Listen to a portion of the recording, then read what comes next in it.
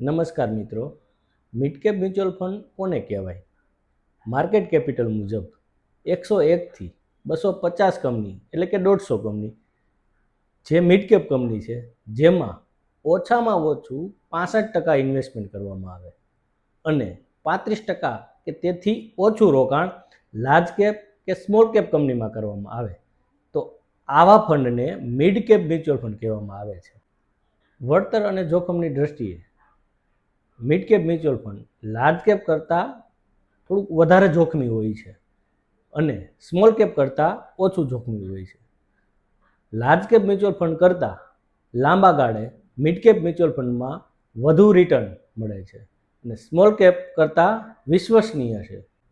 Mid cap mutual ફંડમાં માર્કેટની વધઘટના કારણે અસ્થિરતા જોવા મળે છે, એટલે વધઘટ થોડીક વધારે જોવા મળે છે.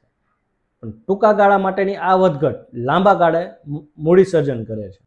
Mid cap fund large cap કંપનીની સ્થિરતા અને સ્મોલ કેપ કંપનીની વધુ અસ્થિરતાને સ્થિરતા પ્રદાન કરે છે.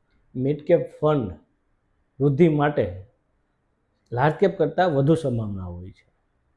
મિડ કેપ ફંડને ઇક્વિટી એમર્જિંગ ફંડ અને ઇન્ડિયા ગ્રોથ ફંડ પણ કહેવામાં આવે છે. મ્યુચ્યુઅલ ફંડ ઇન્ડસ્ટ્રીઝમાં 30 એમસી પાસે મિડ કેપ મ્યુચ્યુઅલ ફંડ ધરાવે છે.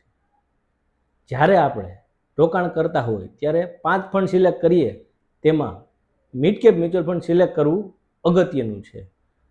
Large cap, small cap, mid cap કે લાર્જ કેપ, જેમાં મિડ કેપ ફંડ હોય તો તમારા બધા પોર્ટફોલિયોને બેલેન્સ કરે છે. તો આવી જ માહિતી માટે અમારી યુટ્યુબ ચેનલ પટેલ ફાઇનાન્શિયલ સર્વિસને લાઇક કરો, શેર કરો, સબસ્ક્રાઇબ કરો. મ્યુચ્યુઅલ ફંડ સહી હે. Thank you.